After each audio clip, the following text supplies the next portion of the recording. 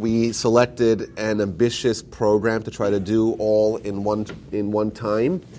The Shabbat prayers, the meaning and the structure.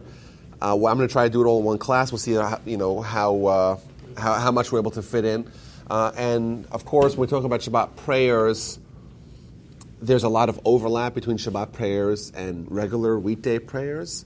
What I selected here is a few Shabbat prayers to look at that are exclusive to Shabbos, that we don't say them any other time, because we try to, and the idea is to try to analyze and examine and probe and investigate these prayers to see what they teach us about Shabbos, about prayer, and kind of get the feeling of the themes that are trying to be conveyed.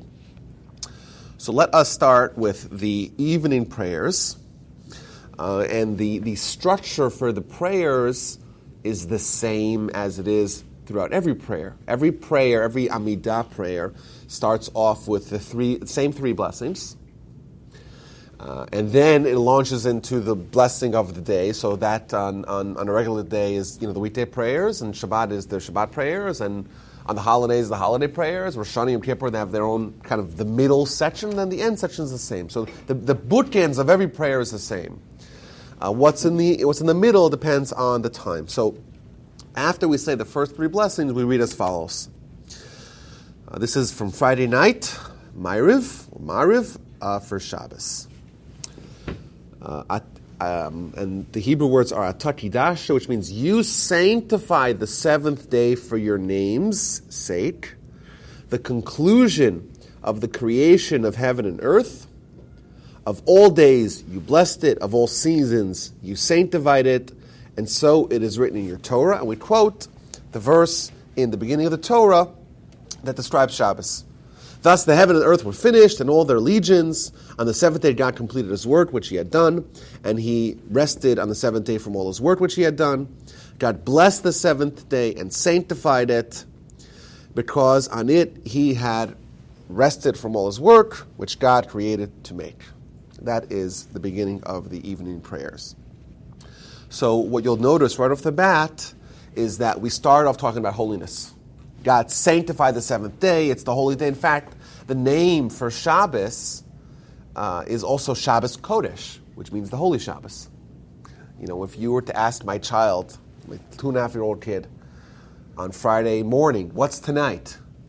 He would say Shabbos Kodesh, because I trained them well. Right? So there's this intimate connection between the idea of holiness and Shabbos.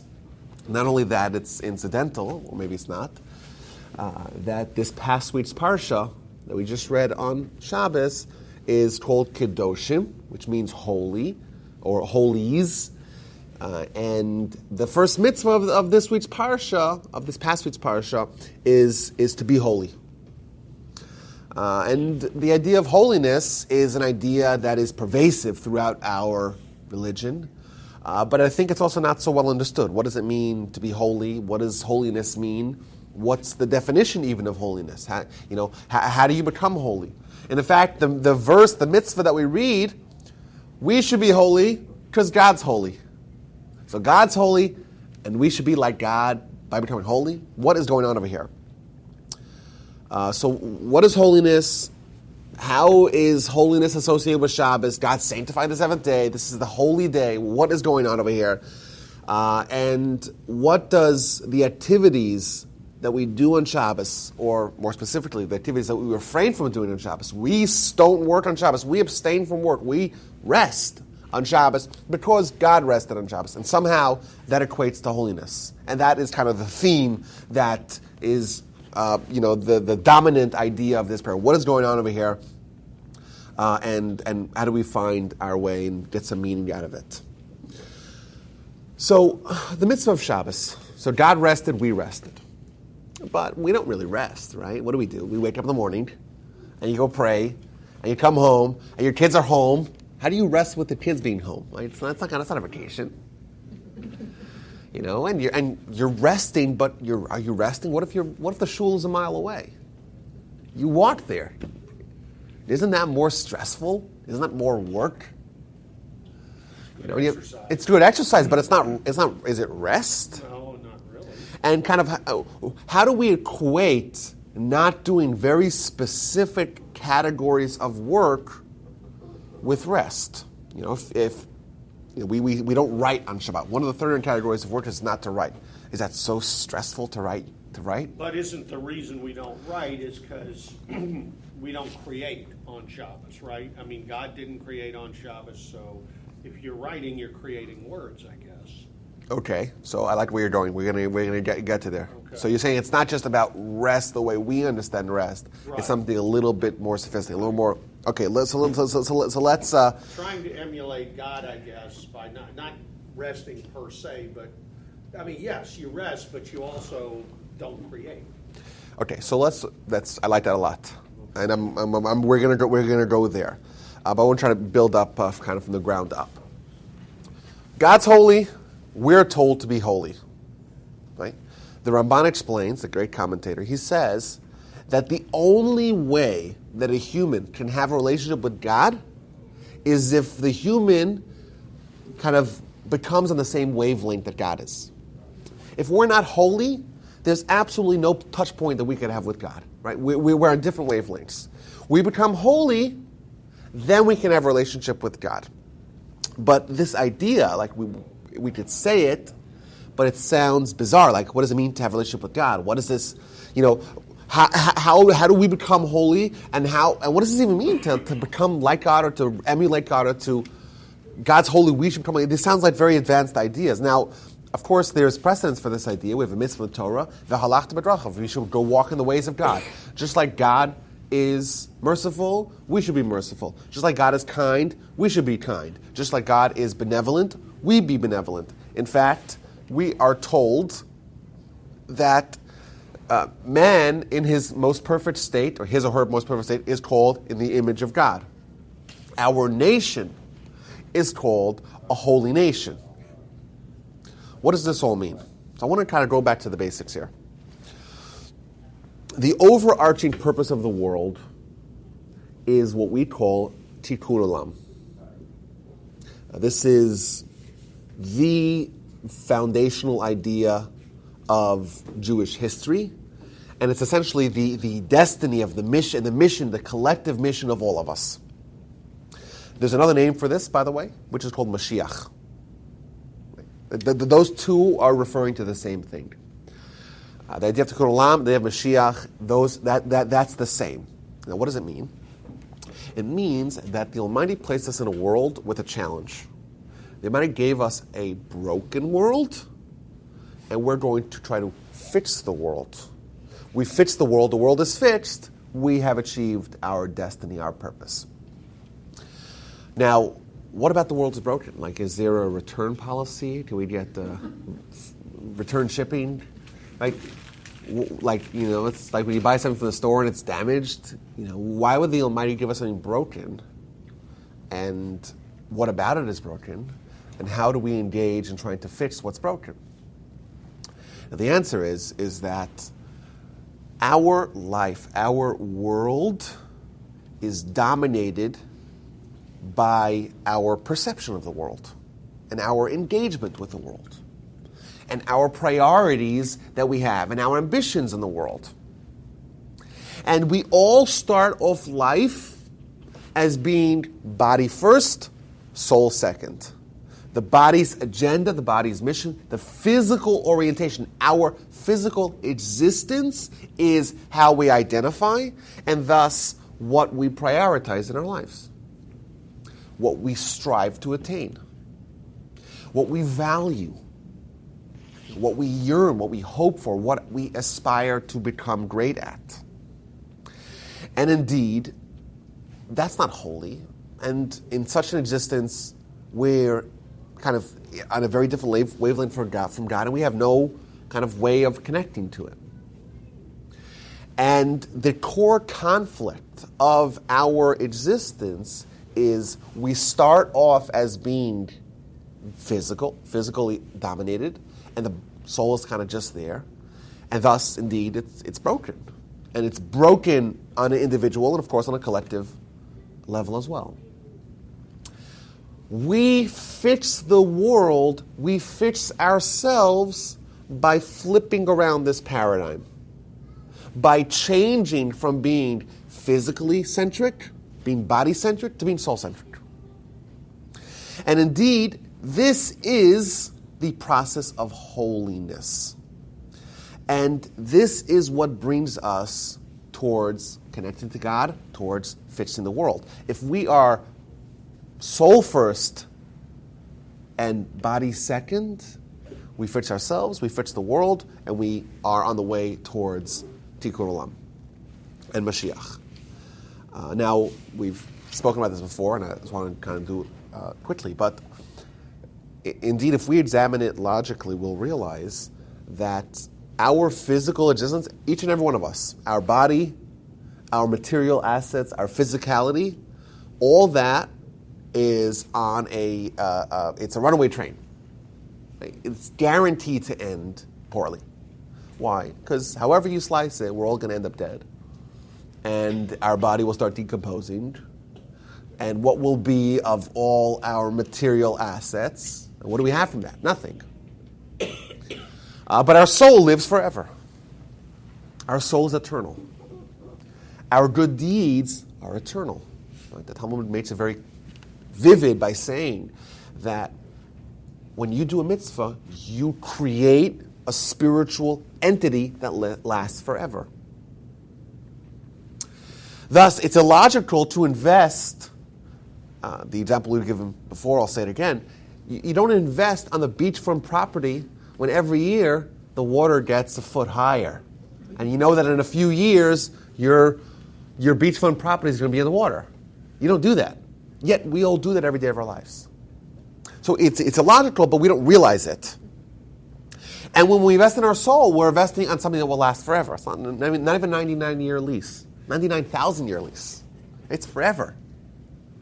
Yet we have our priorities upside down. In fact, the Talmud goes, just succinctly explains that our world is exactly the opposite of reality. It's exactly, everything's upside down. Everything that we ought to prioritize, we say, we'll take care of that. That will work itself out.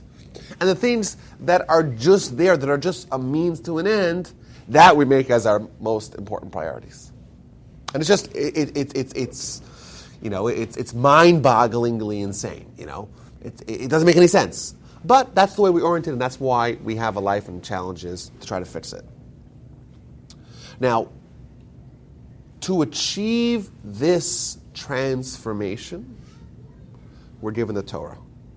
The Torah is the tool that draws us closer to our spiritual and eternal aspects of our lives and kind of nudges us away from being singularly focused on our physical and our body. And that's holiness.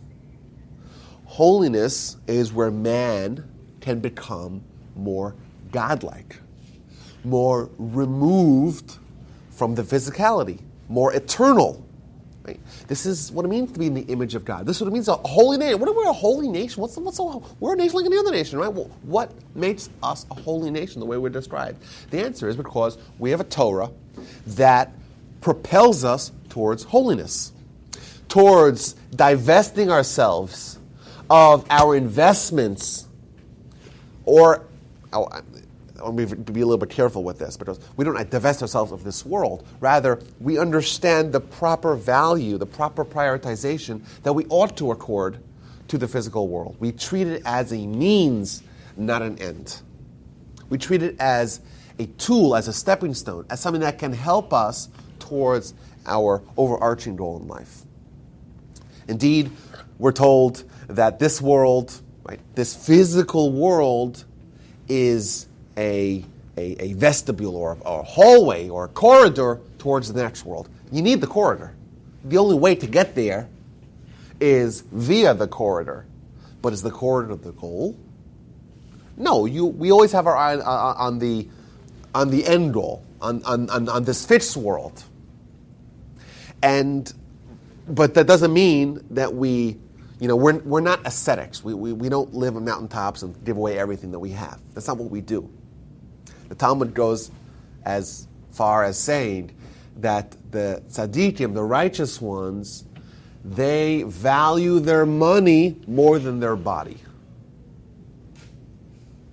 Which sounds Doesn't sound so righteous, right?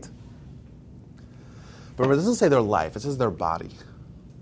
The answer is, even man's body we treat as a tool. Because the body also is going down to zero. And the money is also going down to zero. We're all not going to have any value from our physical and material assets in 100 years from now. I don't know, I hope maybe I'll still be around 100 years. 150 years from now. None of us. For sure. The question is, okay, maybe the righteous people said we could do more mitzvahs with our money. Thus, they value that because that is more of a means towards their true end than their body. Which is an interesting idea. But the perspective of holiness is one where we are trying to create this perfect world. We're trying to achieve this tikkun olam. We're trying to be contributors towards Mashiach by fixing the world, by changing the paradigm, by becoming people that are focusing on the goal, not on the means, by looking towards this ballroom that we're trying to go towards and not spending too much time, right, being fascinated and being captured and being enraptured by the corridor that we're walking by. The corridor should be nice, of course. The corridor is important. But don't lose sight. Don't make that the priority. Don't pitch your tent. It's like tailgating. Right? It's like the people that tailgate, but they don't even go to the game. Right? The tailgate is a nice thing to prepare you for the game, right? But if that's all you do, you miss out on the party. Everyone's, you're like, whoa, what happened? Where are all my friends, right? What's going on? Right? All I have is this grill and this. I know tailgating is good, but it's a means to prepare. I don't know if that's the best example, but either way. Huh? Your Buc-ee's analogy was better. You like the Buc-ee's analogy? Yeah. Okay. Did I say that here? I don't know if I said that. Oh yeah. So I said that the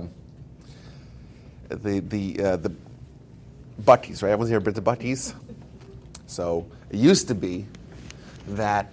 Well, it still is in some places. I drive to Canada every year. I know it's still like that.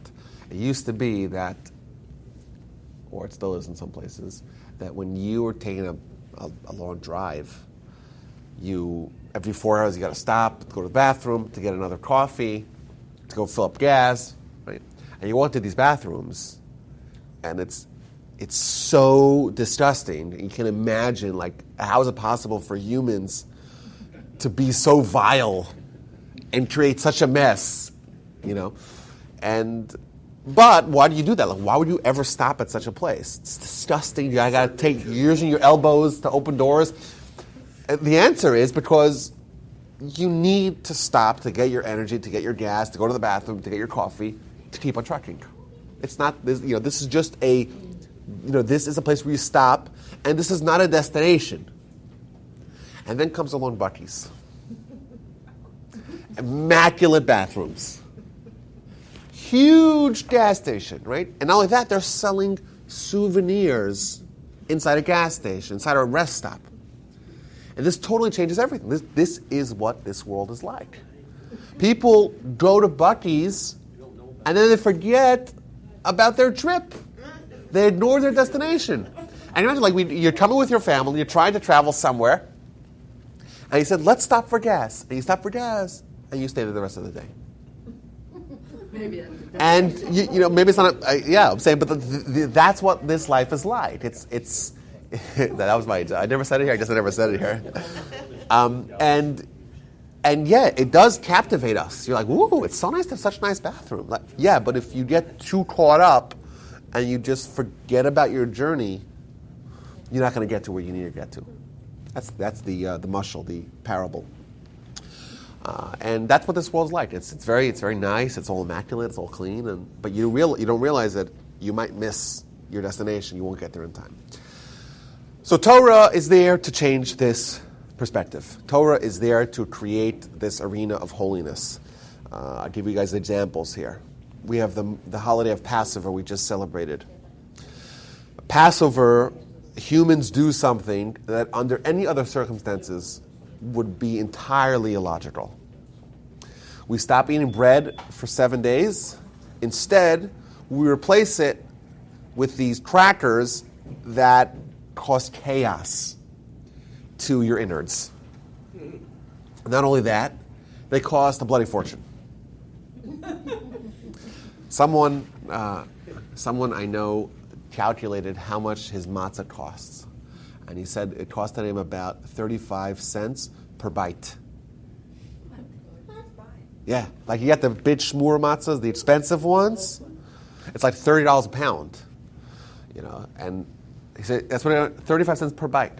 Why would humans pay so much money to get such a little? Well, the answer is, what's matzah all about? Matzah is just nourishment. Matzah is when you stop in the gas station just because you need to keep on going. That's the only reason why you stop there. You need gas, you need food, you need a refuel. That's all the reason. That's all you need. You're not stopping for any other reason besides for that. Matzah is a food that has nothing going for it besides the fact that it'll keep you alive for another day. That's it. And for 7 days, we stop and we say, this is what really life ought to be. We really should be taking out of this world, physical world, energy, right? The corridor, it's the gas station is there to refuel and to keep on going. Keep our life, keep our eye on the ball, keep our eye on the future. Of course, we don't do that all year round, but it's a certain, it's a certain sensitivity that we try to revisit every year. And then we have the holiday of Sukkot. And in Sukkot, you leave your house, which is climate controlled, which has electric outlets, which has cable TV, which has comfortable beds and running water. And so, you know what I'm going to do? This house that I'm paying $15,000 a year in property tax for? You know what I'm going to do? I'm going to leave. And I'm going to move into a little teepee outside, a little hut. And I'll be exposed to the elements. It'll be super hot during the day. It might rain at night, and you might have a visitation of raccoons or whatnot. This is where I'm going to live, and that's the mitzvah. Why would anyone ever do that? The answer is to remember that life is temporary. We leave our permanent. This is what the Talmud says. Leave your permanent domain, your permanent domicile, and move into a temporary domicile. Why would you do that for 7 days?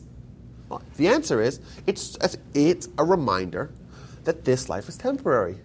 Really? The only ones required to do that? Who? Just asking. Well, it's a mitzvah for everyone, but certain parts of the mitzvah are only for men, right? I don't know many. One of them? Yeah, well, it is time bound, so.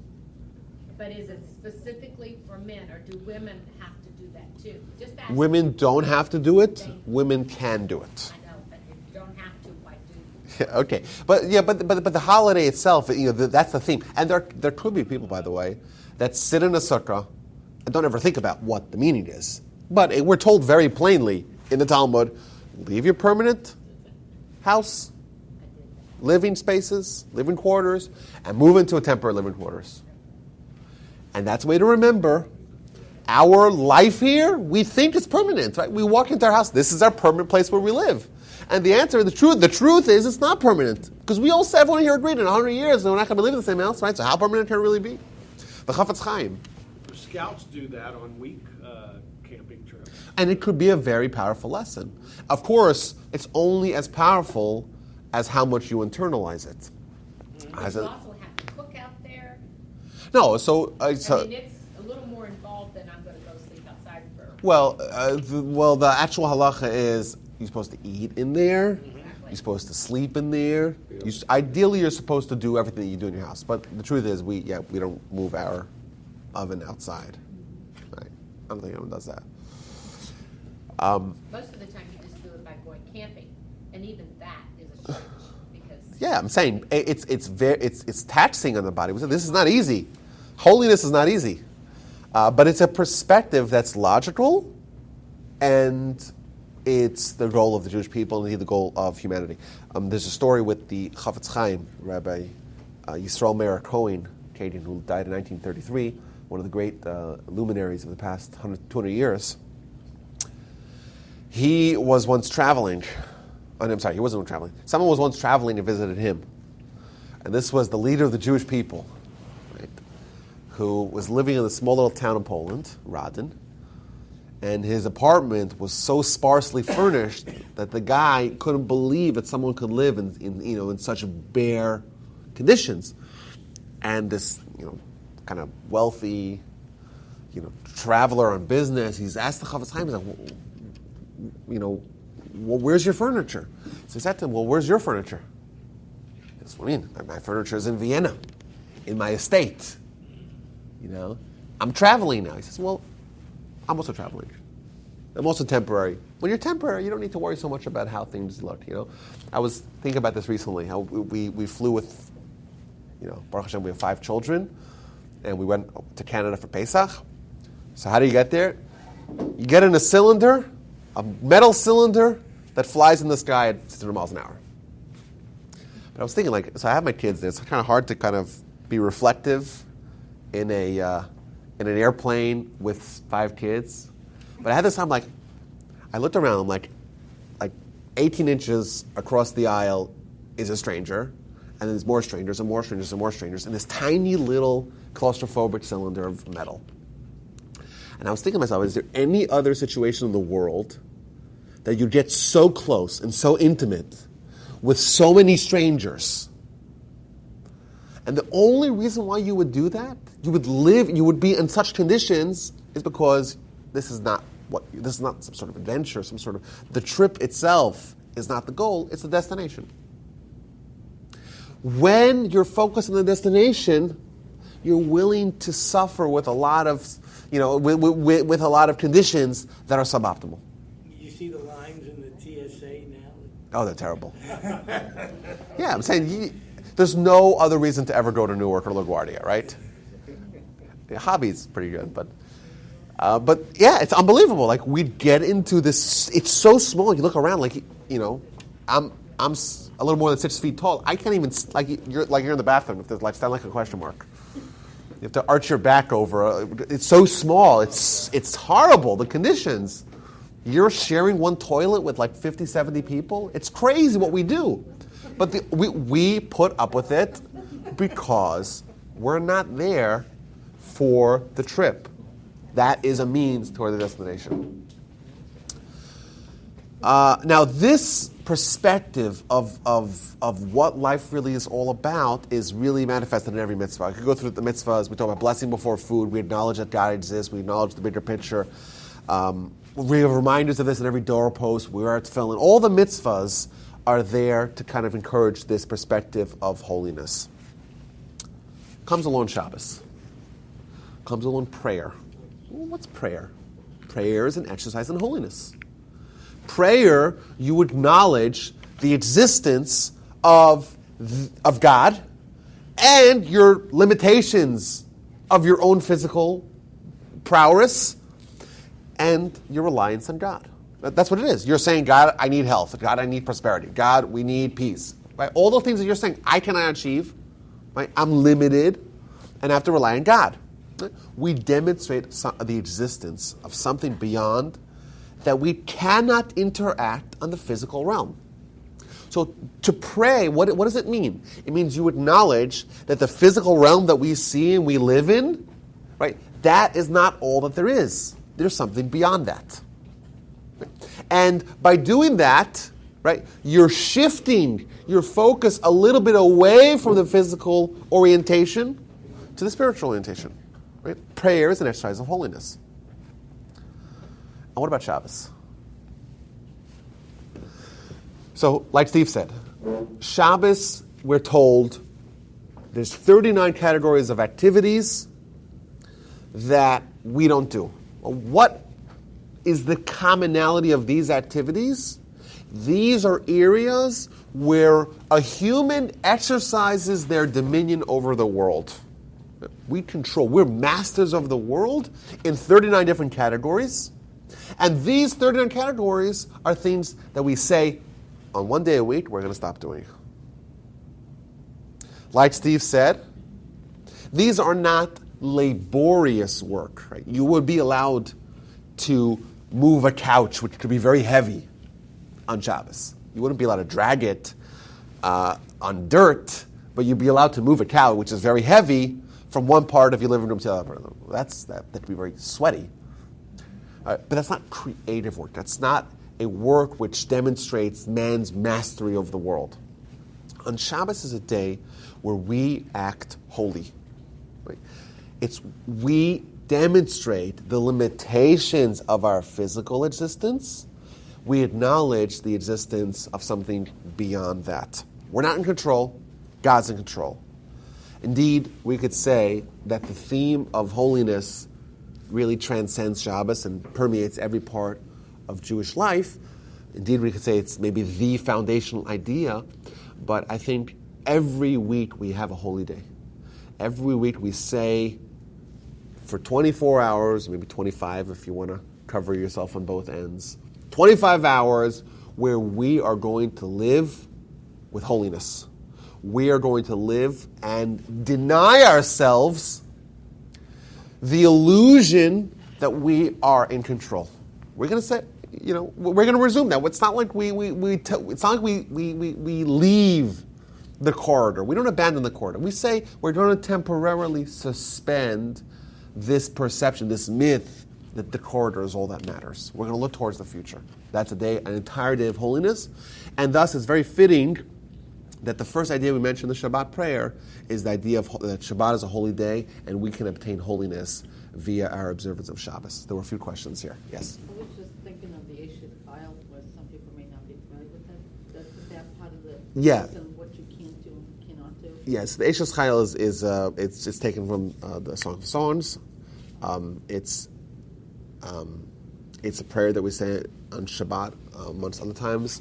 I would say that some themes are overlapping. Of course, you'll find a lot of overlapping themes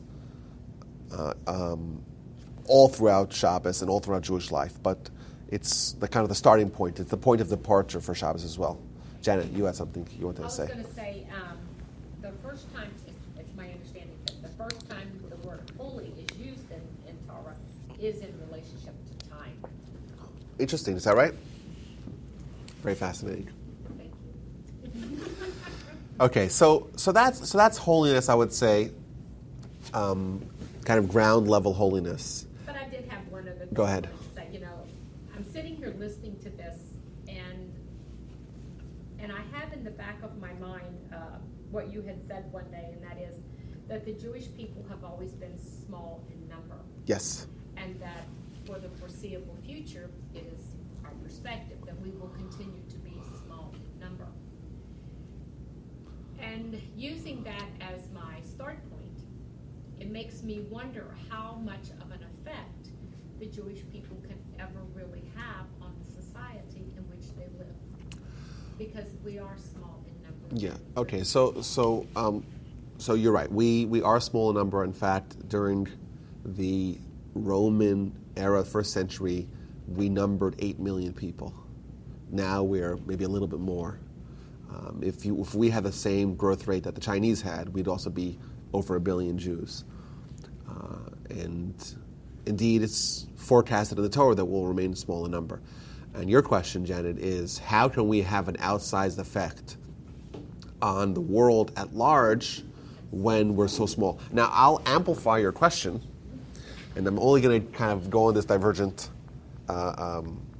tangent because I actually had it later on in my notes to talk about this. Very prescient. And I'll amplify your question by adding another question.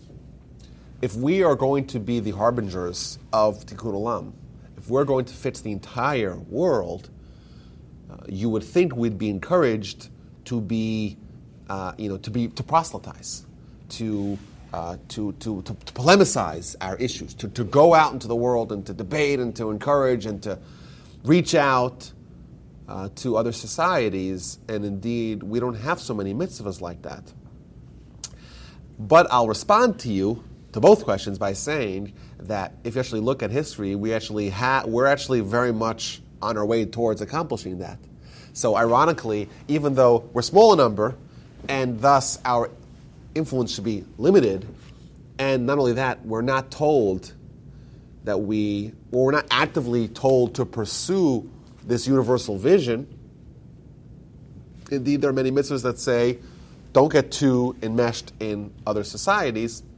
Yet we do see it, and it's undeniable, that the ideas that we have been espousing for thousands of years indeed have become integrated in the rest of the world. So we are succeeding, yet the conditions for our success don't seem to have been there in the first place.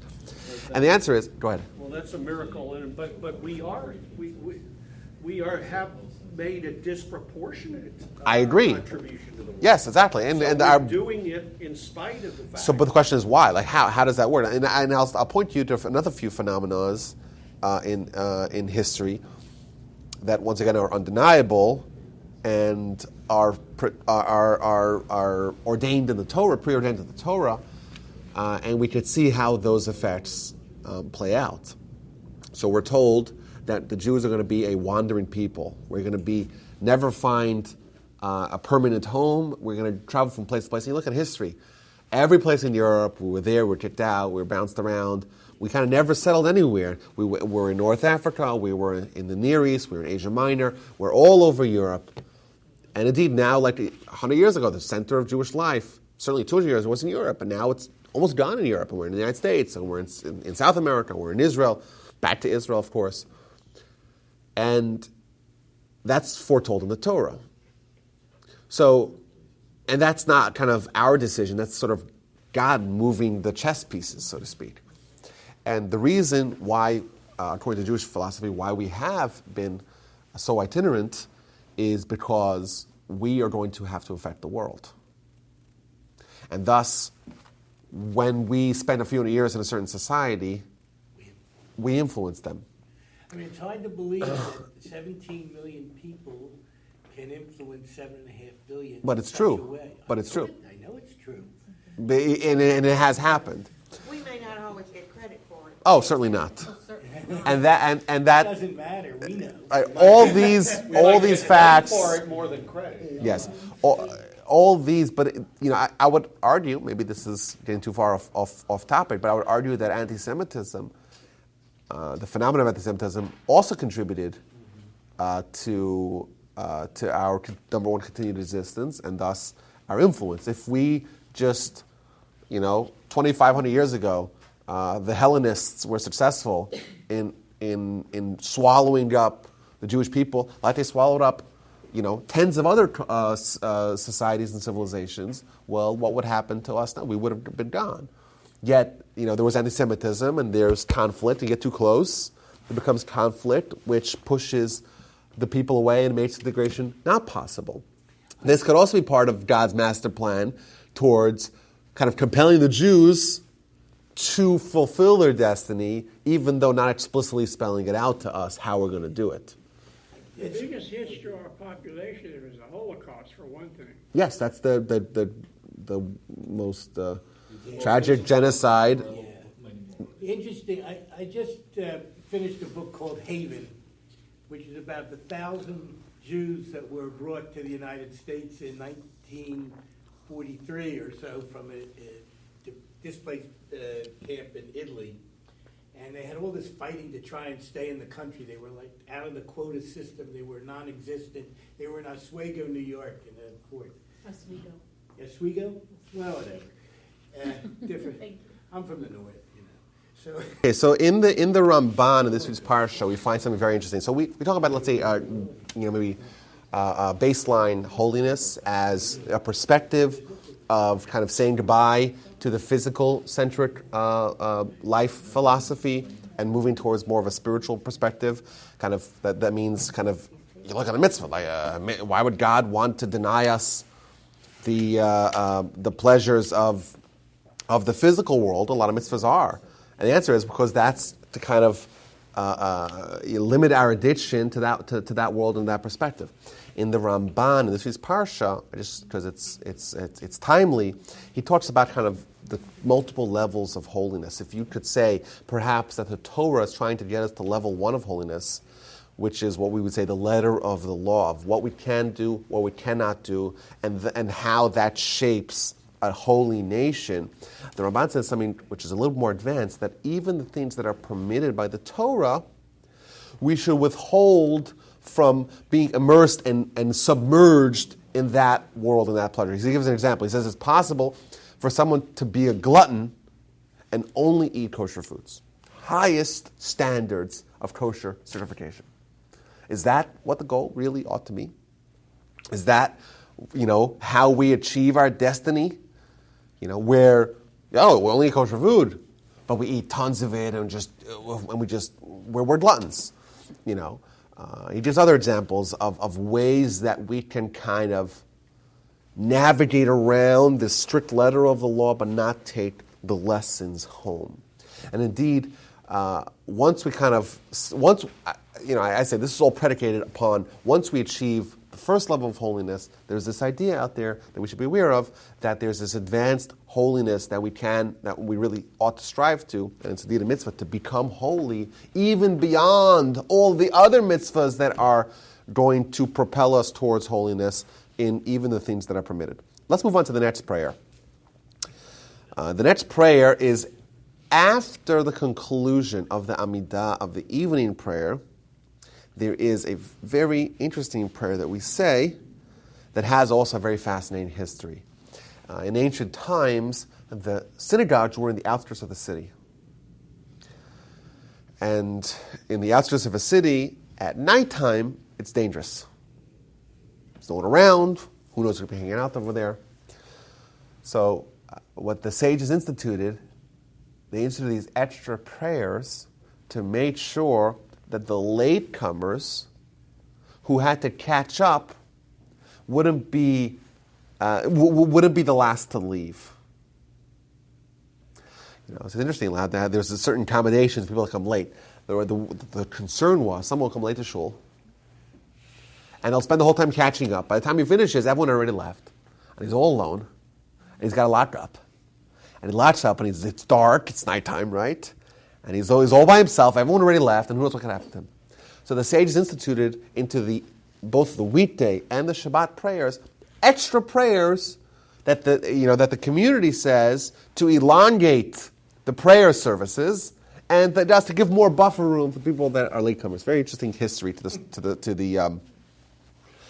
prayer. But this is the prayer that we say. He who was the shield of our forefathers with his word, who resuscitated the dead with his utterance, the holy God, who is unequaled, who grants rest to his people on the holy Shabbos day, for he was pleased with them to grant them rest. Before him we will serve with awe and dread and give thanks to his name every day, continually with appropriate blessings. God of grateful praise, Master of peace, who sanctifies the Shabbos and blesses the seventh day, and gives rest with holiness to a people saturated with delight in memory of the work of creation. Of course, there's a lot to unpack there, but the sages pointed out that if you look at the beginning and the end of the prayer, we have a truncated version of prayer itself. The first three blessings of our service are mentioned over here very quickly. We talk about the forefathers, which is a reference to the first blessing. Resuscitate the dead is a reference to the second blessing. The holy God is a reference to the third blessing. And then the last three blessings are also mentioned at the end. Before him we will serve with awe, which is the third to last blessing. Give thanks, which is the second to last blessing. And lastly, we talk about the Master of Peace, which is the final blessing. And in the middle, we talk about Shabbos. He gives rest to the people on the holy Shabbos. Once again, holiness, of course. He was pleased with them to grant them rest, and etc. At the end, what I want to look at here very closely is the end of the prayer. Master of peace, who sanctifies the Shabbos and blesses the seventh day and gives rest with holiness to a people saturated with pleasure. The description of the nation as being a people saturated with pleasure is something that demands our investigation. If you told me that we're a people saturated with holiness, or prayer, or Torah, or scholarship, or mitzvahs, or tradition, all those things would be fine. To describe us as a nation saturated with pleasure is interesting. Now, this is not the only time that in the Shabbos prayers that we are described as such. In the morning prayers, there's another line that we say that we are medushne odored, we are replete, we're saturated, we're dripping with pleasure and delight. Now, the fact that we're described as such is interesting, and we have to understand, well, that seems incongruent, of course. And also, what does that have to do with Shabbos? Why are we don't say that description of us on the regular prayers, only on Shabbos, and it seems very foreign on its own merit, but certainly on Shabbos it demands us to try to understand what that means. Okay, so let's start here with an important insight here. The difference between us and our perspective and our life philosophy and our life goals and everyone else is not that everyone else is living for pleasure and we're living for holiness, for prayer, for mitzvahs, for God. No. We're all living for pleasure. All humans are seeking the same thing. We're all on pleasure. The difference is, the only distinction is, what sort of pleasure do we want? We are a nation that is saturated with pleasure. However, the pleasure that we want, that we seek, that we try to obtain is more sophisticated, more advanced pleasures. And we can describe the Torah as being a manual for advanced and sophisticated pleasures. And this comes, this is manifest in Shabbos almost more than any of the mitzvahs. We'll see how that works. So I want to start with kind of dispelling a common misconception about this idea. We think of the Jewish religion and certainly other religions. Other religions do this in a very more egregiously. It's only hinted very subtly in the Jewish religion, because indeed it's not true. And that is that there's this idea of, we work here, we'll get the payback somewhere else. Right? There's no reward at all for the mitzvahs, for the good deeds, for the sacrifices that we make in this world. There's some other world that we have no evidence for, or at least we have no eyewitness accounts of, and that's all that we're striving towards. Now, this is partially true. But there's a very deep insight that we'll find, and we'll see how this is manifested by Shabbos, and that's not entirely true. The venue for this pleasure that we're seeking is not only in the next world. So I want to read a passage here from Ramchal, from Rabbi Moshe Chaim Lutzato, in The Path of the Just, otherwise called The Way of the Upright, because these are different ways to try to translate the word Mesilas Yesharu, Mesilat Yesharim, which means, Mesilah means a path or a way of Yashar, which means someone who's straight or upright or just.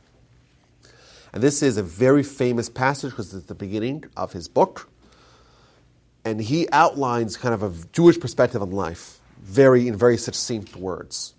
And he reads as follows. Once again, we're trying to figure out where the venue is for this pleasure. We'll get to what the pleasure is in a little bit. The foundation of piety and the root of service of God. What is all of service of God? What's it predicated upon? Is a person clarifying and verifying to themselves what is their obligation in their world, and towards what goal he should direct his outlook and his ambition in everything that he strives for all days of his life. The foundation of piety and the root of perfect service of God is to clarify what it is we ought to do in life, what it is we should strive for, what it is we try to achieve. Now, what our sages of blessed memory have taught us is that mankind was created only to take pleasure in God and to benefit from the radiance and the delight of His Shekhinah, of His divine presence. For this is the true delight and the greatest pleasure of all pleasures that can possibly exist. Right? The Ramchal is telling us that not all pleasures are created equal. There's basic pleasures, these are the ice cream. There's more advanced pleasures. Maybe you love your kids more than you love your ice cream. So it's a higher level of pleasure. There's happiness, there's contentment, There's a feeling of a job well done. There's other different levels of pleasure. Says the Ramchal, we'll see the Rambam says it as well, the greatest level of pleasure that we could possibly obtain is this pleasure of God. What does that mean, of course? Good question. This is the true delight and the greatest pleasure of all pleasures that can possibly exist. The true place for this greatest pleasure is the world to come. For that is the world that was created with the design necessary for this purpose. But the path we must traverse to reach this destination is this world. So, and he goes on to describe that we do mitzvahs here and we get paid in Olam Haba. Okay. But point number one here is that the Ramchal, who is considered as authoritative when talking about Jewish philosophy, he describes the Jewish goal as pursuit of pleasure, which is an insight onto its own right. I'll read it again. What our sages of Blessed Mary have taught us, that mankind was created only to take pleasure in God and to benefit from the radiance of His Shekhinah.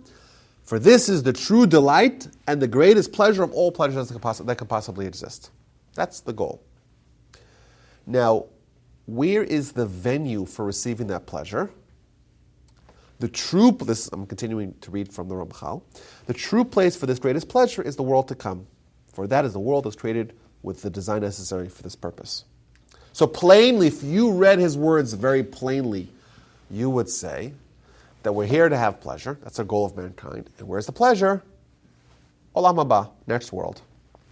However, my grandfather of blessed memory made a very astute and incisive and critical observation of the text as follows. I'll read it again, third time. Sorry for this.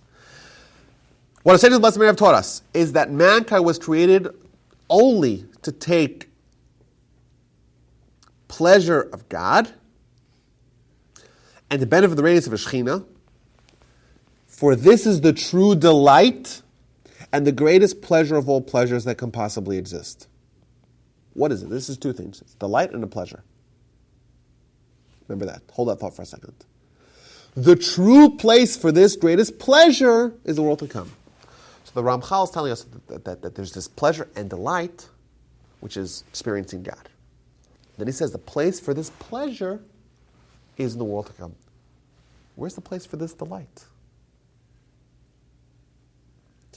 We are told to read the words of Ramchal very critically. If you read that very quickly, you wouldn't maybe notice this discrepancy. But we're told to read it very critically. And we see that he describes this pleasure of God as being multifaceted. He calls it a ta'anug and an idun in Hebrew, right, which they're translating as a delight and a pleasure. And then he says, the place for this pleasure is the world to come. He doesn't mention the delight as being the place as in the world to come. Clearly, the place for the delight is not in the world to come, it's here. And indeed, if you had any qualms about accepting that observation as being true, let's look at the Rambam that we mentioned last week. I don't know if we mentioned, we didn't read inside, but the Rambam talks about the mitzvah of loving God, and he describes it as follows. Mitzvah, and this is when he delineates all the mitzvahs in the book of mitzvahs. Mitzvah number 3, he numbers them all in order, is that the Almighty instructed us to love God, and that is obtained by thinking and contemplating in the mitzvahs of God, in the Torah of God, in the handiwork of God, until we have an insight, an understanding, and we take pleasure in our understanding with the epitome, with the pinnacle, with the peak, with the acme of pleasure, and that's the mitzvah of love God. If you were to ask the Rambam, how do we obtain, how is it manifest, the mitzvah of loving God? It says by having the greatest pleasure that could possibly have. Where are we commanded to fulfill the mitzvah of loving God? In which world? Here. Clearly, the two titans of Jewish philosophy for us, the Rambam and the Ramchal, agree that in this world, where we're here today, not some other world, who knows, when we get back to, no one's ever come back and told us the story, or some people have, but who knows what to believe, we haven't seen it, there's no empirical evidence. No, forget about that for a second. Here, on planet Earth, we can achieve this highest level of pleasure, and that's our goal in life.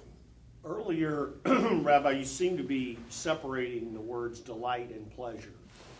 I mean, aren't they really basically synonyms for That's each other? well, maybe that's a good question as to what would be the difference. Yeah, I mean, True, but I'm only making a distinction because the Ramchal himself made that distinction. I'm just working within his framework, and this is an observation that my grandfather made in his book that he published in 1986, the year I was born, on page 567.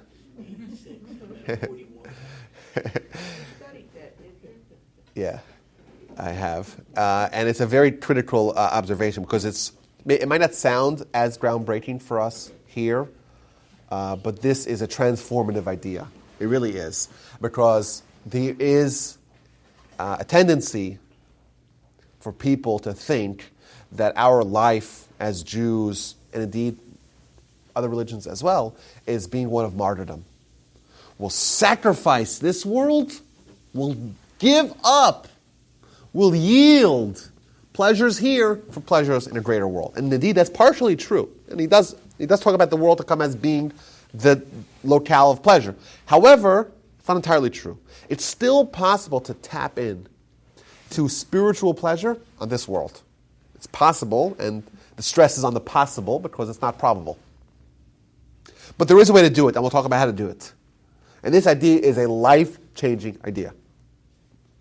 And indeed, when we talk about sacrifices we made, I'll give up the shellfish, because the Torah says, right? Or I'll give up, the cheeseburgers, because I'm willing to do one for God. Right? That's what we think. That's a very common kind of point of departure of the experience that we have as body-centric humans encountered with Torah. Okay, it's true. I'll grant it that, and I'm willing to make a sacrifice. That's what we think. But this idea changes everything. We're not sacrificing anything. Indeed, we're sacrificing simplistic pleasures, but really the goal is not to have less pleasure, it's to have more pleasure.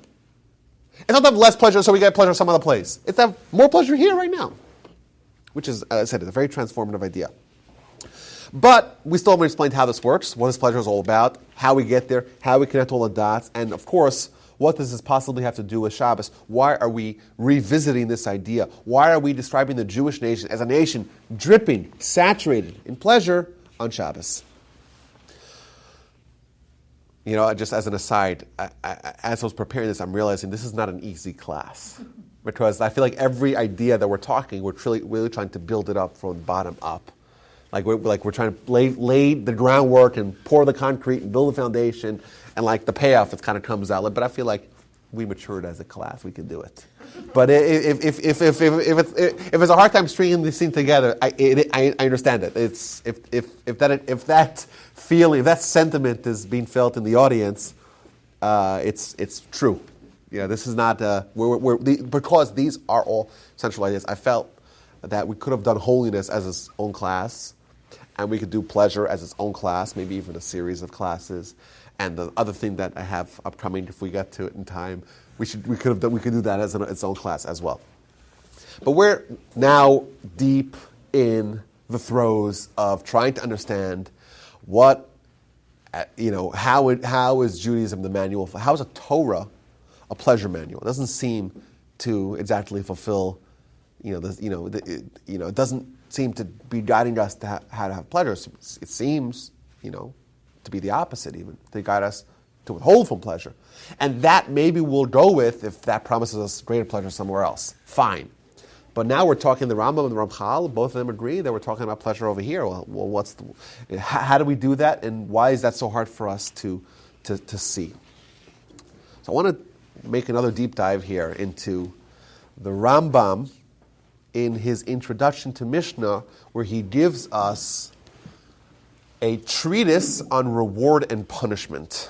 The Rambam would frequently do this, where he would stop the tape, he would stop the discussion of the matters at hand, and give us background information.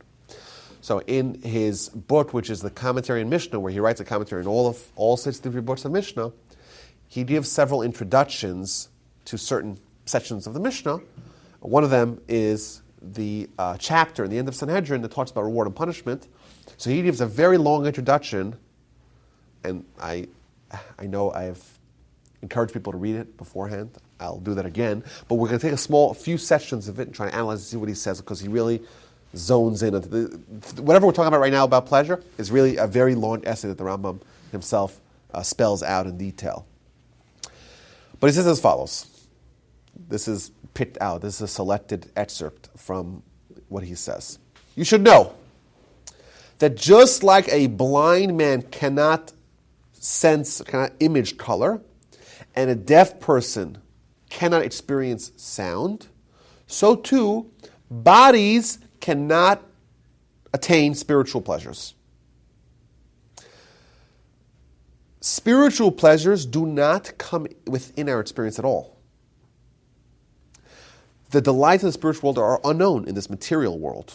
We, our bodies, enjoy only bodily pleasures which come to us through our physical senses, such as the pleasures of eating, drinking, sexual intercourse.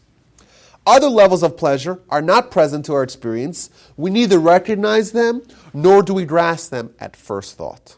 They only come to us after great searching. We, as we mentioned, begin life as a body-centric entity. If you're a body, you cannot have a spiritual pleasure. Thankfully, we are bodies, but we also have a soul. And if we want to partake in soul-like pleasures, we can only do that with our soul. Thus, in order to become capable, to be primed, to be ready, to be a vessel of spiritual pleasure, we have to find a way of partaking in that. We have to expose our soul. Thus, we can encounter soul-like pleasures with the soul. When we become soul-centric, we become primed and capable, able to have soul-like pleasures. Now, soul-like pleasures, they're a different realm. And like the Rambam says, that at first glance, at first thought, it doesn't make any sense to us. Because we're thinking from the body-centric lenses, it doesn't make any sense. The pleasure of God? That sounds so out there, right? Well, that doesn't sound enticing. It's not appealing. It's not titillating. Well, what does that even mean? The pleasure of God? Who wants that sounds like so boring, right? And that's because, indeed, to our body, there's no avenue, there's no touch point between our body and our body's pleasures and our body's senses to those kinds of pleasures. There's no touch point whatsoever. You want to experience God with your body, like we talked about with holiness. The only way to connect to God is if you become on the same wavelength, you become holy as well. The only way to experience the pleasure of God is if you become capable of experiencing those kinds of pleasures. But the payoff is fantastic. Why? Because the soul pleasures are much greater than the physical pleasures. They're different. They're a different class. Back to the Rambam. We live in a material world and therefore are able to achieve only inferior and discontinuous pleasures. Spiritual pleasures are eternal. They last forever. They never break off. Between these two kinds of pleasures, there's no similarity of any sort. There's no commonality. It's like the ice cream and something much more advanced, much more sophisticated, which to a child, you offer a child an ice cream or any kind of sophisticated pleasure, like even a steak, right? Like a nice, medium rare steak. That's like an adult pleasure, right? The child, they want a hot dog, right? But you don't get it. You can talk to the child, right? I want the hot dog. Give me the chicken fingers. Give me, right? Because that is, even in the body pleasures, there's kind of very, it's very sweet, like candy. My kids today, oh man, they went to shul yesterday. They came into shul. I said to them, okay, in the shul is all these candy men. People giving out candies, which I guess under other circumstances you would tell a kid, don't take candies from strangers. But in the shul, there's a whole bunch of candy men, and the kids are always stockpiling candies. I said to them, listen, I don't want you guys to just eat candies all day. When you get candy, come give it to me. Put it in my pocket. And then we'll parse it out. So every 10 minutes, another kid comes up to me and says, "Okay, Abba, hold this for me." My pockets were full of candy. And I kept my word. I wasn't going to throw them out. Fair is fair. So we gave it to them like periodically. But they have this one candy. It looks like a little spaceship with little holes on top, like a salt shaker. And you twist the bottom, and this blue goo emerges from each one of these little holes. And the kids love it. And they slather it all over themselves. And it's the most disgusting thing for an adult, right?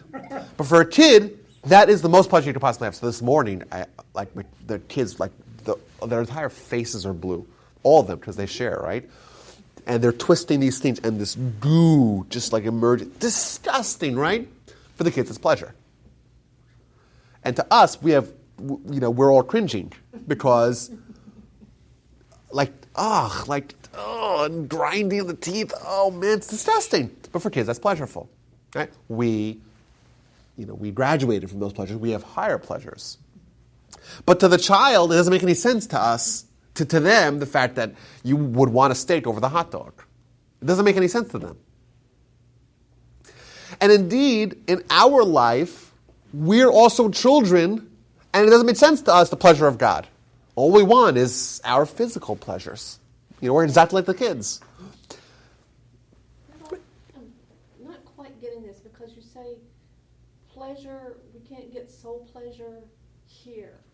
But go ahead. I get a lot of pleasure coming to these classes and other classes I go to. Is that not a soul pleasure? I would agree to you, 100%. So if you remember, the Rambam gave it a little caveat at the end. He says, other levels of pleasure are not present in our experience. We neither recognize or grasp them at first thought. They come to us only after great searching. And you ask yourself, okay, we have 15, 20 people who come to our classes every Sunday? Yeah. Where's everyone else? They're watching the cartoons, right? Or they're in bed. They're engaging in other forms, other pursuits of pleasure. And you tell people, I'm sure you guys have had it, what do you do Sunday mornings? I wake up really early, right, relatively.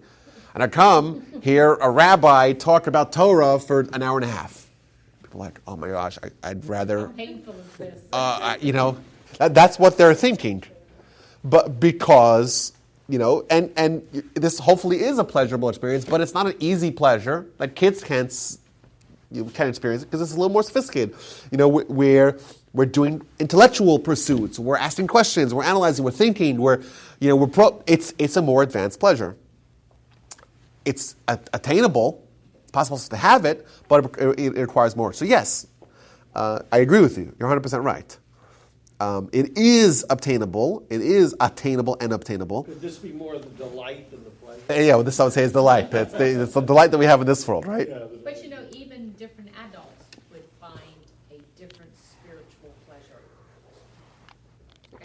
And sometimes they're hard to explain to children, right? Yeah. And listen to the Rambam says here. Explain to another adult. Exactly. Like I said, you guys would go and say, an amazing class of Torah for an hour and a half. We listen to the rabbi talk. I'd rather shoot myself. And so someone will respond. I'd rather have someone claw my fingernails off. That's what someone would say, right? He did say. But we're having a good time. This is fun. This is pleasure. But to the child, it sounds like an absolute torture session. Listen to the Rambam again here. People who choose to purify themselves will get there, will reach the spiritual pleasure. Now, what happens when you reach the spiritual pleasure? They will neither experience bodily pleasure, nor will they want it. They will resemble a powerful king. He would hardly want to go back to playing ball with children as he did before he became king. Such games attracted him when he was a child and was unable to understand the real difference between playing ball and royal power. Like children, we now praise and glorify the delights of the body and do not understand the delights of the soul. Indeed, even as adults, we're still children because while we're not actual children who want to eat the nasty goo, but we advance from that. We don't want that anymore. As you move on to a different pleasure, it's much greater, much more sophisticated, you'll lose interest in the more minor ones. The Rambam says, what happens to someone who exposes themselves to this whole world of spiritual pleasures? And by the way, how does it say we get there? We purify themselves. The only way to get that is become a soul. The bodies cannot experience that. The more soul-like we become, the more capable we are of experiencing soul-like pleasures. Once we do that, our interest in the physical pleasures starts to wane and diminish. And indeed, in this, now, let's go back to where we started. We are a nation that is saturated in pleasure. Midushne onid. Saturated in pleasure. And you look at us, and the untrained eye, like, the synagogue and prayer and tefillin and mitzvahs, it sounds like just hassles. I talked to you about, yeshiva students who spend 12 to 15 hours a day studying Talmud. To some people that sounds like like torture, real torture. And by the way, the first time you do it, it'll be torture for anyone because it really pushes you. So your eyes glaze over and your ears. Your eyes not glazed over. Your brain gets glazed over. And you can't process it all. yeah, but this is advanced pleasure. It's high level pleasure, and once you get that, a lot of the things, I don't watch television, right? But whenever we're in when we travel, we stop up in a hotel. The kids love watching the cartoons, whatever. I flip around, and I usually end up watching golf, whatever. Oh, But please, that would be so painful. but You don't the watch average the news? Never, absolutely never. Well, you're very well informed on this. So Well, what you read there's is- other ways to get to the news. We'll tell you about that in a little bit. But so when I put on, I flip around, nothing interests me. I'm not saying that I'm so smart. Sports, don't you? A little bit. HGTV A little would be bit. a lovely experience. I know, but the content doesn't interest me. It doesn't interest me. It's boring. There are some things. I'm saying there maybe are a few exceptions, but the people that watch 4 or 5 hours of the average American adult watches 4 or 5 hours of television a day. It's so So do children, by the way. yeah, and to me it's so astonishing that there could be 5 hours worth of Interesting. material to. I have things that interest me, of course, but I'm just saying it's possible, to graduate and things that not excite you anymore. I would have nothing to. Sometimes I like watching little sports, but even that, How much can you take? yeah, and it's not that interesting. Well, I know you had to DVR the playoff games. That's Watch right. After the Shabbos, I know you Remember did. that, huh? Which is great. It's only a half hour. You get only the highlights, right? Well, that's true. Okay. Yeah, But yeah. I'm saying, and I'm sure you have experienced that, things that interested you when you were younger, and then they're not so exciting anymore. Because we move on to other things, and you've been in conversations, people talk about things. And they're talking about this, and people talking about some, talking about fashion, or things like that. It's so boring, because if you like ideas, and you like intellectual ideas, and you like argumentation of things that really matter, and then you go back to talking about, what someone wore at the Met Gala. No, but fashion It's is so art. boring. Fashion is art. Yeah, okay, fine. Maybe. But I'm saying the point is that we move on, and we graduate to other pleasures. But there are educational things on TV. Yeah, that's Not true. Everything is just what's the name, Kardashian. Yeah, oh God. I know, but even when there's something educational, I need it faster. So when I like to watch a YouTube video, there's an option to make it at 2 times as fast. So I get the information fast, and that's it. I want the information. I don't, it's too slow. Speed The it up, pace the is too words- slow. The words get blurred. Yeah, you Unless can you parse have a together. special kind of thing to make it easier to understand. You know what I like? I'll tell you what I like, guys. Once we're on this conversation, I like learning about the world. What? The world, and I feel like anytime I learn about nature or the world, You learn about God, really. And like when we found out last week that there's 1 trillion species out in the world, that is fascinating. It's unbelievable. Like what a world we have. What a world the Almighty made for us. It's unbelievable. And I saw recently Gannet. Is that how it's pronounced? Gannet. Huh? Can I pronounce it? Oh, it's a US certain News, bird. USA Today? No, it's a bird. Oh, yeah. There's a bird That's right, I've heard of that. that they eat fish. How do they eat fish? They become like kamikazes. Seagulls do that. And they fly like a pencil dive at 90 miles an hour into the water. They travel 30 feet into the water. They snatch a fish, and they come and eat it.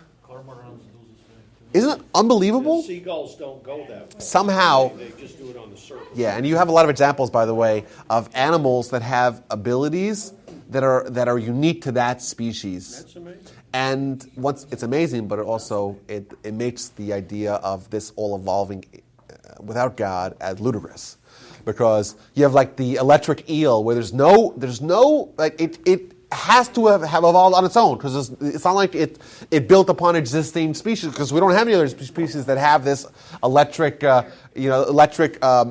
means of defense. And you find many other things like it. That's a way to learn about God, and to me, like that's fascinating. Either way, sorry. Back to topic I at didn't know hand. you were a golf fan. I'm not, but Well, you say you watch golf. I like watching golf sometimes. I would rather watch paint dry.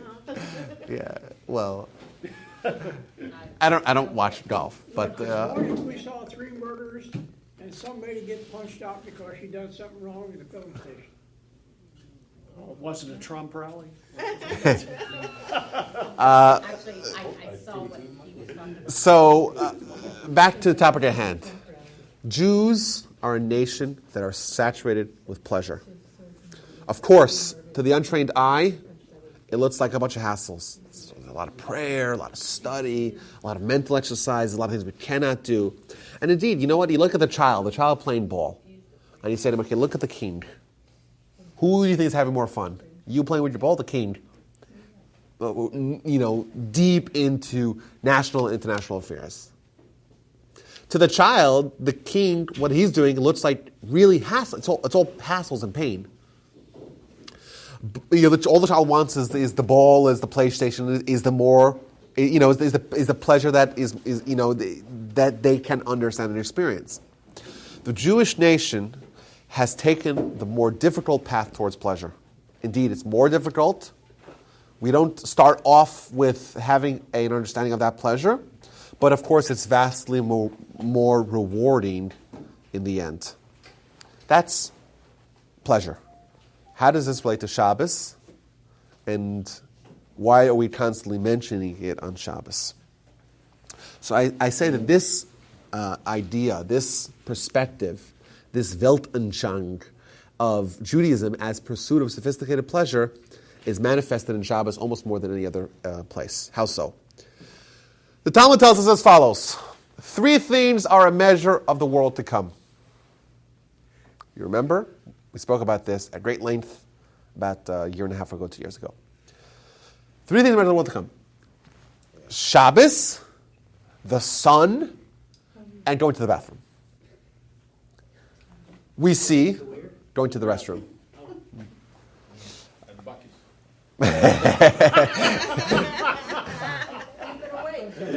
Barney has never been to Buc-ee's. I never heard of it. You gotta check it out. You can go experience the world to come. Now, when we talk about the world to come, as we're told, the world to come is a place of pleasure. Right? This world is also a place of pleasure.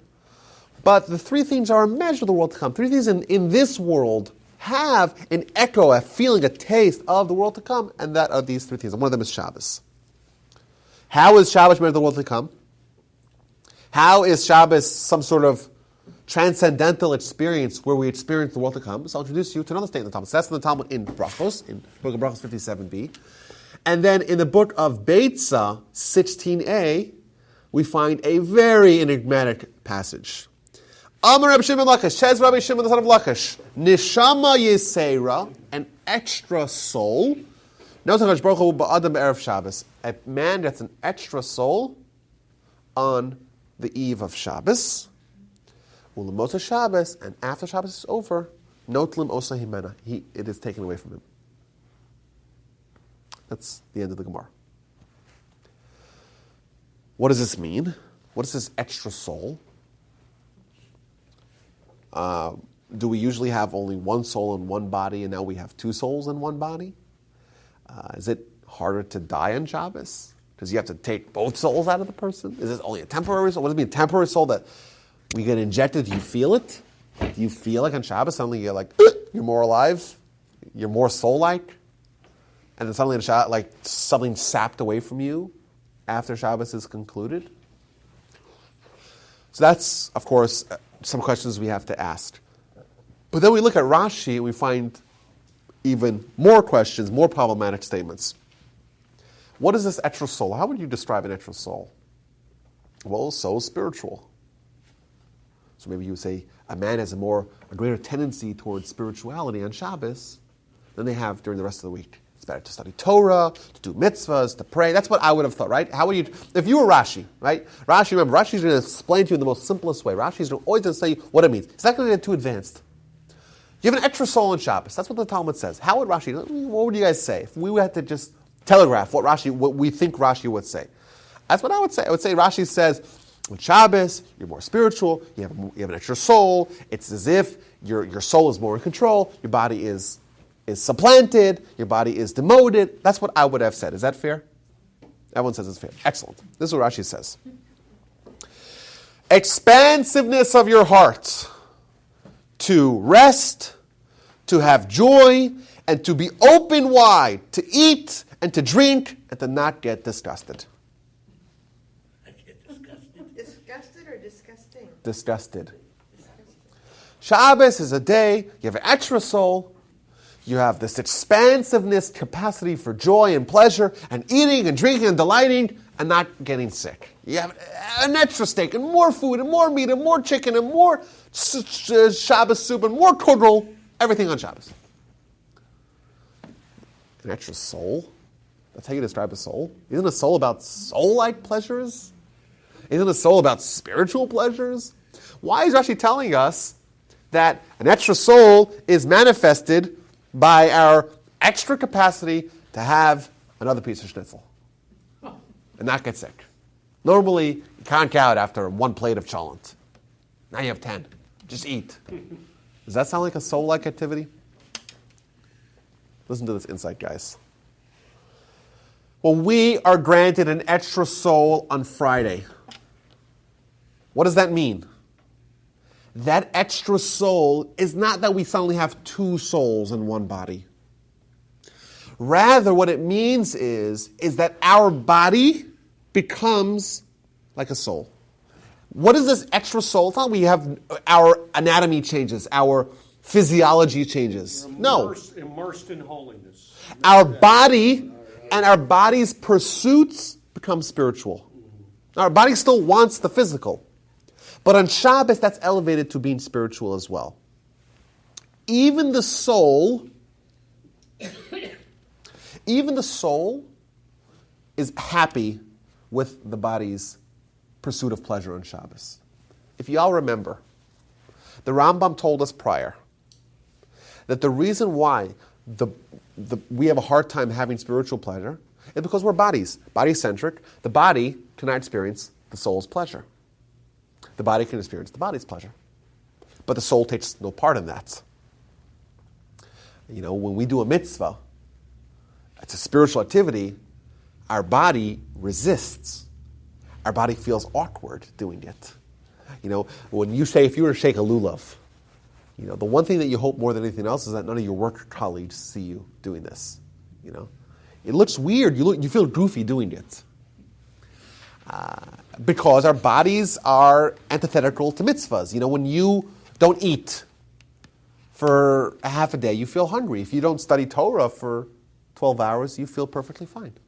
It depends. Depends what?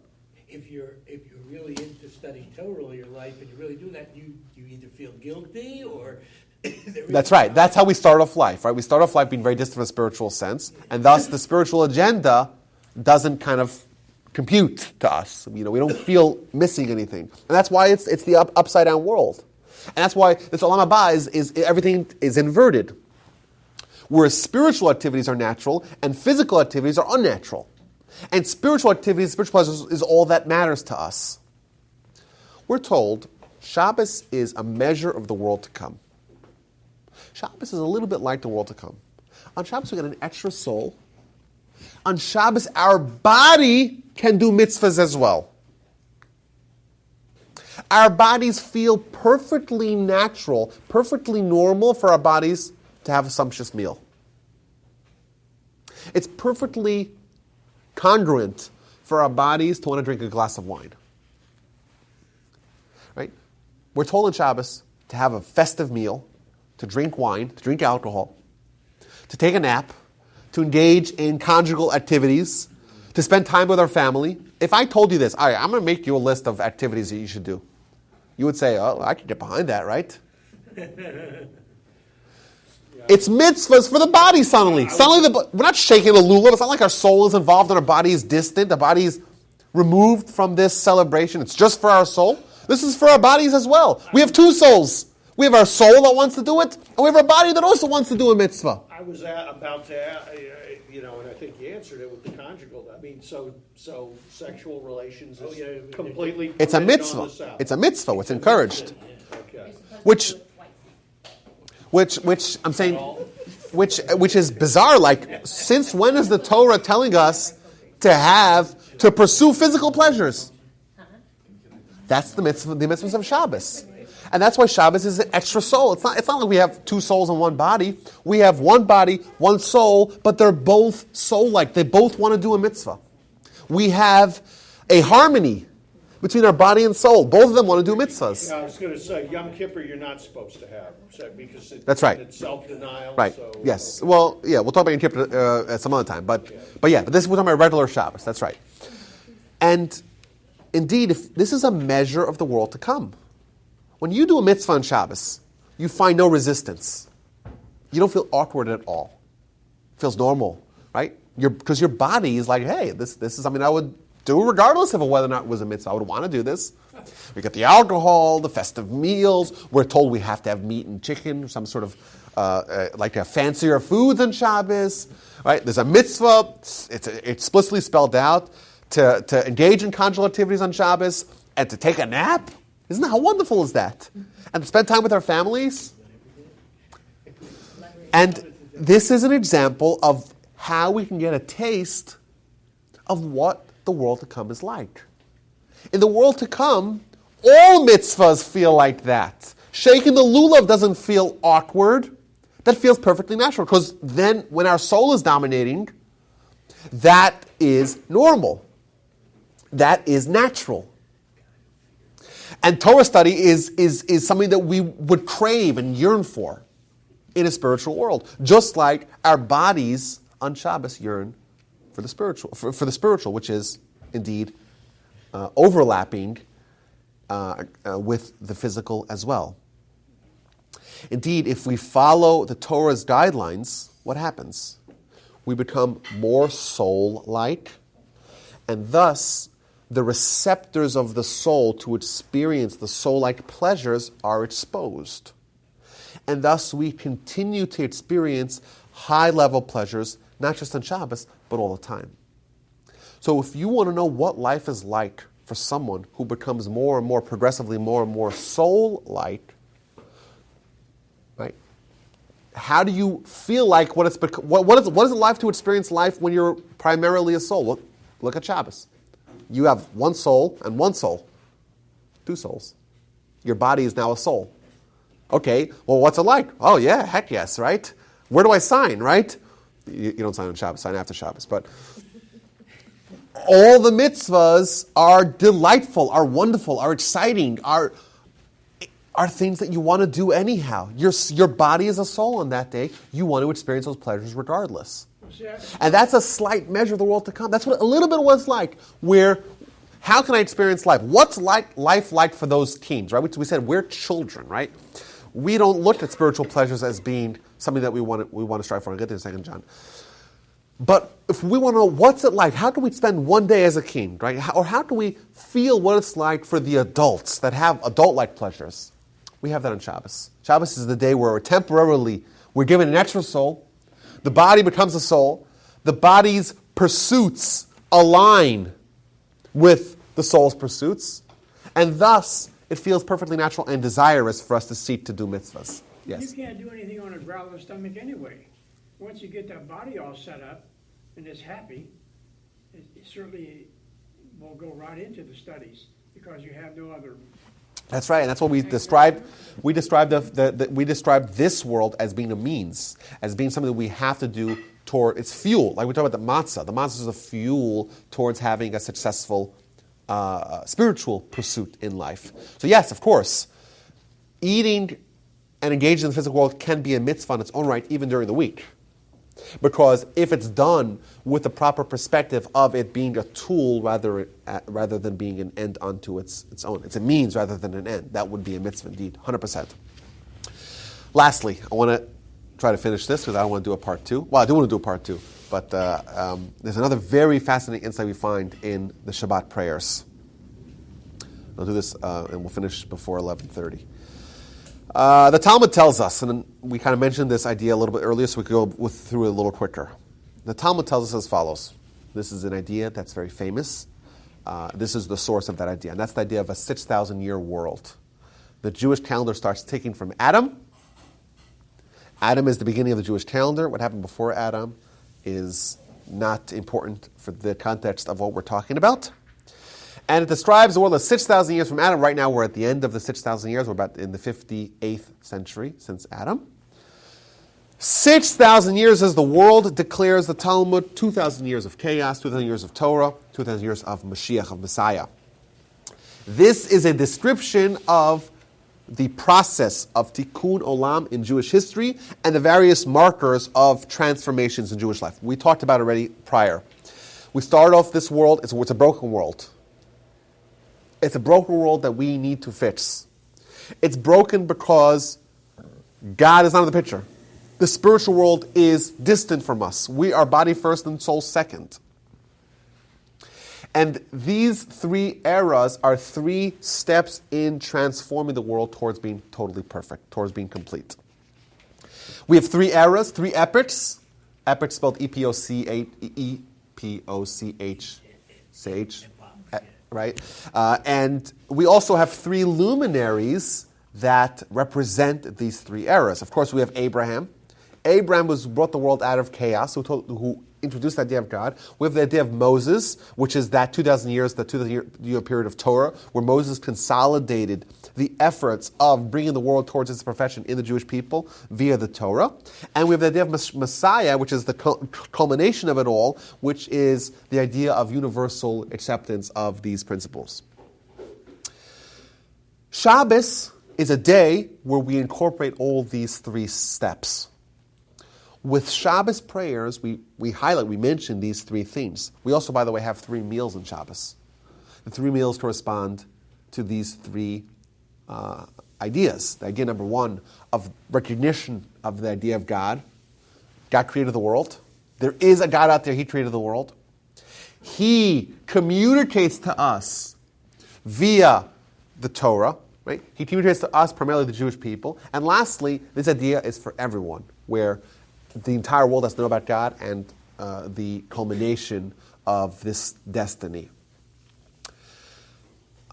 By the way, thirdly, or fourthly, the idea of the 3 Jewish temples. We have 2 temples that are destroyed, and we have a 3rd temple that we're waiting to build. It corresponds to this idea. Abraham, Isaac, and Jacob corresponds to this as well. The 3 Shabbat prayers highlight these 3 eras. Back to the evening prayers. You sanctify the 7th day for your name, the conclusion of the creation of heaven and earth. We read, the heaven and the earth were finished, and all their legions, and the seventh day God completed. We're talking about creation. We're talking about God's handiwork. We look at the world and we see God's fingerprints all over it. We recognize and accept and have a testament to God's existence. When we say the prayer of the Kiddush, we all stand. We stand because we are testifying to God's creation. We are following in the footsteps of Abraham to bring the idea into this world. There is an idea called God, and that's true, and that's a reality, and that is an end of chaos, of emptiness, of darkness, where that idea was totally obscured. Well, once that idea is brought into the world, what else could be missing?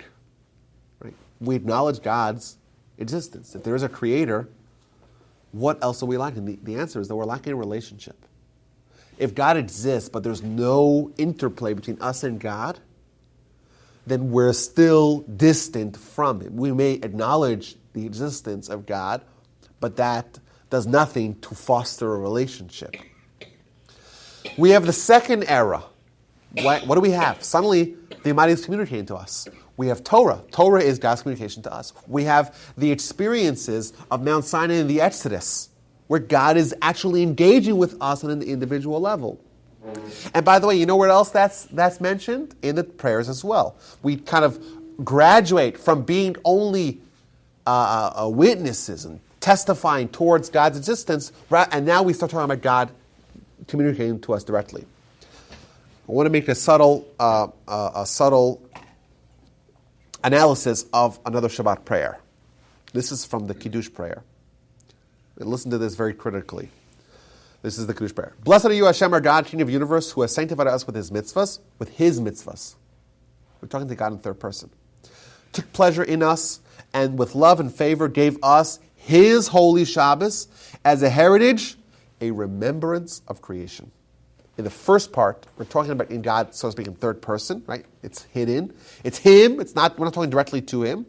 And that's the remembrance of creation. Creation and our acknowledgement of creation does not foster a relationship. We have to upgrade that. For that, continues the prayer. For that day is the prologue of to the holy convocations, a memorial of the Exodus from Egypt.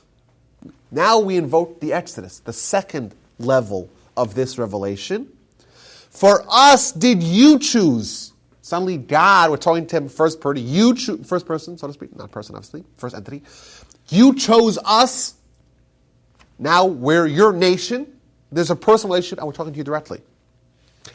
And us did you sanctify from all the nations. Now we're His nation. We have His Torah and we're talking to Him directly.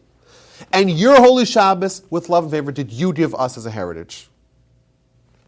The change between the first and second era, between God being an idea and God being a relationship that we have, is manifested in this prayer. We talk about creation, yes, God's handiwork is on display, but He's not communicating to us. We talk about the Exodus, the next level. Suddenly He's engaged with us on an individual level, on a national level. We're His nation. He corresponds. He communicates with us, and we talk to Him directly. Indeed, the words of Deuteronomy chapter 6, where we talk about who is a nation that could be close to God. We become a nation that's close to God with the Exodus. And, of course, the ensuing miracles and the revelations, of course, the epitome of it being at Mount Sinai. When we look at the morning prayers of Shabbat, it's all about this intermediary stage. If the evening prayers are about creation, the middle prayers are about revelation at Sinai, where we become His nation, Jewish nation. And I quote. This is the middle part of the prayer.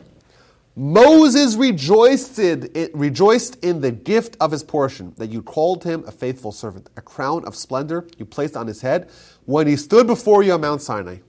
We're invoking, of course, Mount Sinai, the Exodus. He brought down 2 tablets of stone in his hand, in which you inscribed the observance of Shabbos. And so is written in his Torah, and quotes the verse. And then it says as follows, you did not give it, Hashem, our God, to the nations of the land, nor did you make it the inheritance of the worshippers of graven idols. Right? It's for us. Right? This middle stage is where the Jewish people and the Jewish ideas gets consolidated in a nation. We don't yet find that the idea is getting universal traction. Indeed, you can almost map out the history of monotheism by Abraham introducing it, and then 2,000 years of the Jewish people being very insular, wherein it's just our nation. No one else knows of it. It's our family. It starts off with an individual, a family, a tribe, ultimately a nation, with a Torah, and 2,000 years of it gaining no traction in the world. It's for us. That's the intermediate prayer.